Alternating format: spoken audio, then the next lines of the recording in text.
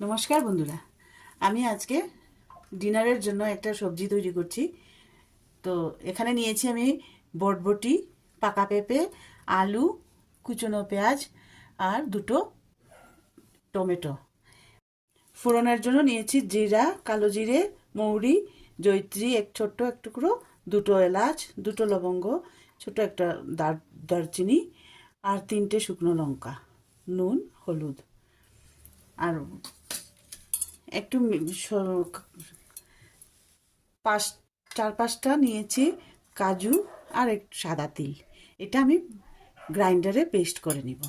তো চলুন এখন আমরা তৈরি করি।